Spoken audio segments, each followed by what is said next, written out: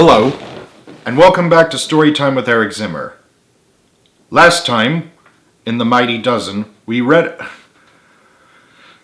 James, Carly, Frank, Gary, and Joey had learned about the glowing meteor and are now assembling their friends together so they can investigate. So you ready? Alright, let's begin. Chapter 3. The Team Reunites. At Caesar's Palace, in one of the more luxurious hotel rooms, was where Richard Lounsbury was staying with his girlfriend, Christiana Cleworth, or Christy as she was called. Today they had spent most of the day in bed watching TV. Richard was very tall, almost as tall as James, with untidy, dirty blonde hair, freckles all over his body, and big blue eyes that were light, bright, and full of life. That, along with his Midwestern voice, made him look like a country boy. Beside him was Christy, a tall, muscular, beautiful young woman. She had elbow-length, bushy, jet-black hair, and like Richard, had freckles all over her body and big blue eyes that were light, bright, and full of life. She often wore a brown Stetson cowboy hat. She was wearing it right now, despite being in bed, which, with her very heavy Missouri Ozark accent, made her look like a cowgirl. Unlike James and Carly, Richard and Christy were not having any problems whatsoever, even after Arthur passed away. That's not to say they didn't have any problems. No relationship is perfect.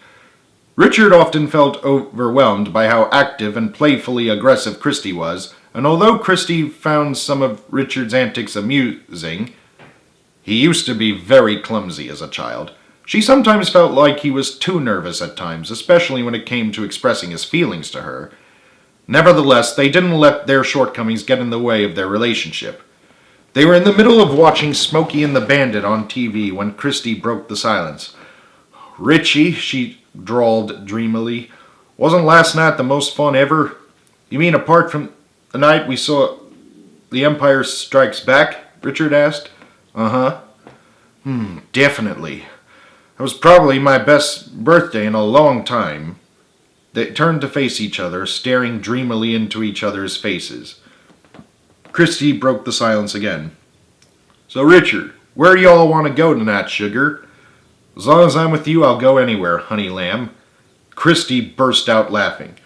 "Richie, y'all know just how to make me laugh. That's what I love most about you." Richard laughed while blushing heavily. "Thanks, Christy. That means a lot to me." Christy smiled broadly at Richard and winked at him. Just then there was a loud knock on the door.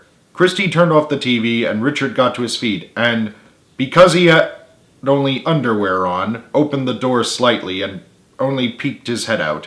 Outside was a bellhop waiting for him. "Can I help you?" asked Richard. "Mr. Lounsbury?" "Miss Cleworth," said the bellhop. "That's us," said Richard. "I apologize for any inconvenience, but the hotel manager says you have an important call in the lobby. It's from a Mr. James Reitherman. Can you take the call?" "Sure thing," said Richard at once. Tell the manager we'll be right there. Just give us 5 minutes." "Very good, sir." But as soon as Richard closed the door, the bellhop, staring suspiciously back at the hotel room as he left, muttered disgustedly under his breath. 5 minutes later, Richard, wearing a white tank top and green gym shorts, and Christy, wearing an orange sports bra and black sweatpants, hurried down to the lobby.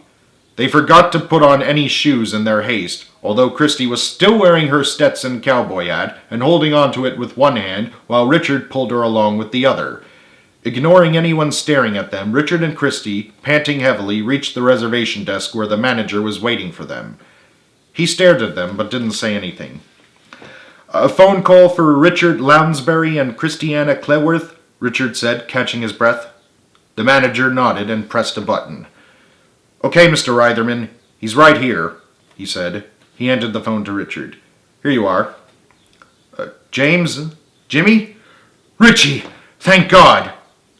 "How'd you figure out I was here?" "I called your father and he told me you were staying at Caesar's Palace. What's the matter, buddy? You sound like you're out of breath." "Mayor Goodman called our house. A glowing meteor crashed on the shore of Pyramid Lake near the summer camp we used to go to. She says to get as much backup as I can, and I figured I'd call most of our friends from the camp to investigate." "Glowing meteor?" Richard was perplexed. At the moment, Christy waved a newspaper with the same headline as the one Frank had. Unfortunately, she had taken it from an older man who was reading it. The man came up to Christy, snatched the newspaper from her hands, and whacked her on the back with it before storming off. Seeing this, Richard wanted to go after the man, but Christy stopped him quickly. "Forget it, honey. He's not worth it." "Richard? Richie, are you still there? Can you guys make it by tomorrow afternoon?" James said urgently. "Of course, Jimmy," said Richard reassuringly. "We still have time before we go back to UCLA. Besides, we have to check out by tomorrow morning in any case. Hang in there. Thank you. A happy belated birthday. Thanks.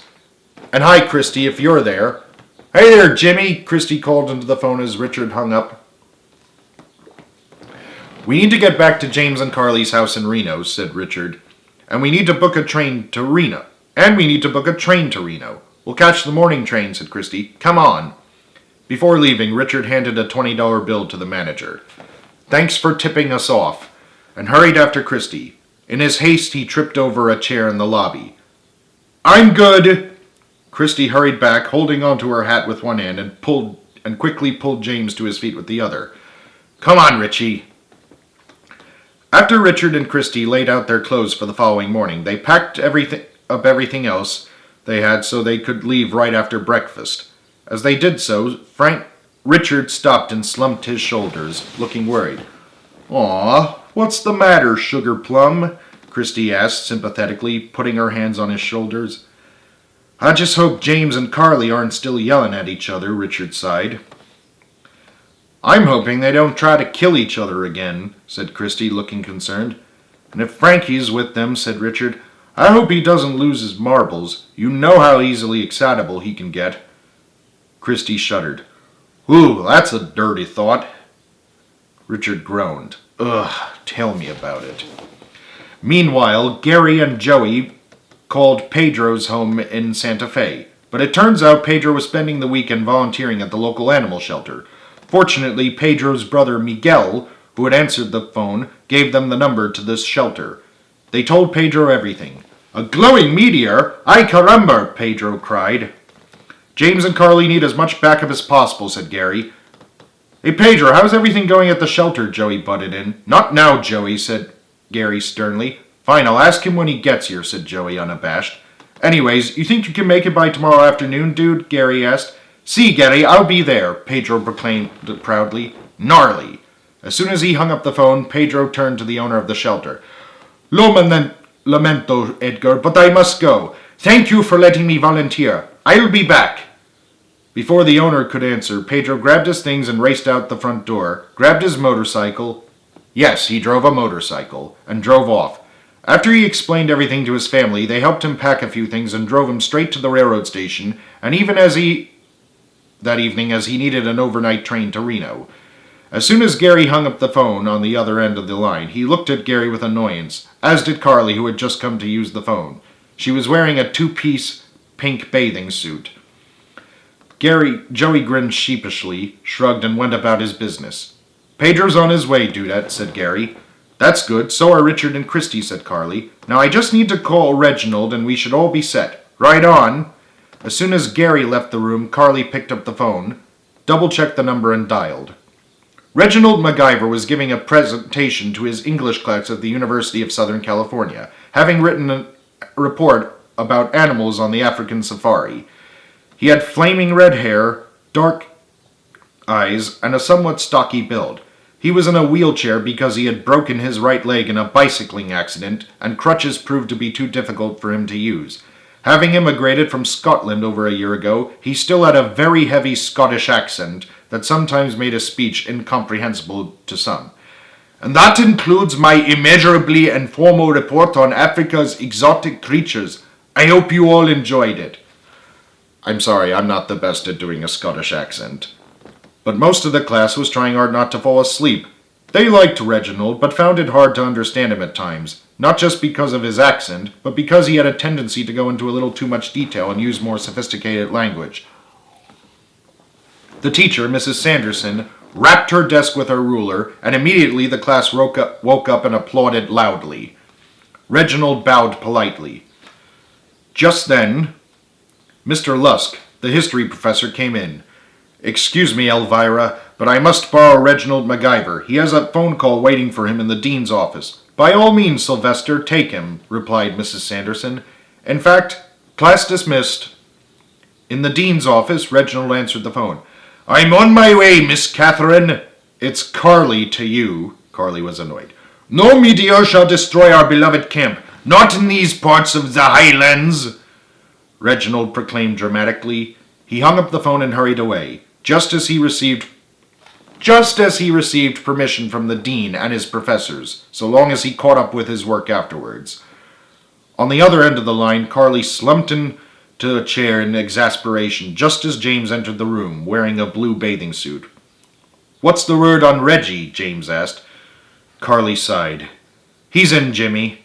I don't know about you, but as much as I like Reggie, he talks too much." "James? Carly?" Frank had just entered the room, with a wrench in one hand and a rag in the other. His face was sooty and dirty. "What is it, Frankie?" asked James. "The old camp bus is restored to working condition. It just needed an oil change and a few part replacements." "You did all that in under 2 hours?" Carly asked in disbelief. "My dear Catherine," said Frank loftily, "I've been helping my father fix cars since I was 14 years old. My brother's father and grandfather, and 4 of my cousins are mechanics, and my great-grandfather was a watchmaker." I know, said Carly, rolling her eyes. "Anyways, good work, Frankie," said James, smiling. Even Carly managed to smile and gave Frank an approving nod. "Will they be arriving tomorrow?" Frank asked. "Yes," said James. "Richard and Christy are coming on the 1:30 train with Pedro, who is coming in from the Santa Fe train 10 minutes later. Reginald will be there soon afterwards on the 2:15 train. You think you can pick them up? You can use the camp bus." "Frank Kimball reporting for duty, James Reitherman," Frank saluted. "Well, now that that's taken care of, what do you want to do?" asked James. "Can we go to the pool?" Gary and Joey entered the room, wearing bathing suits. "Great," said Frank. "I could definitely cool off after all that hard work." "You guys have fun," said James abruptly. "What are you guys going to do?" asked Joey curiously. "Well, I'd like to get some rays and maybe soak in the jacuzzi tub," said Carly, who had just put on a pair of sunglasses. "Oh, all right," said James, resigned. "It's been a while since we've been in the jacuzzi tub anyways." "Okay," said Frank uneasily. "So long as you two don't kill each other before tomorrow."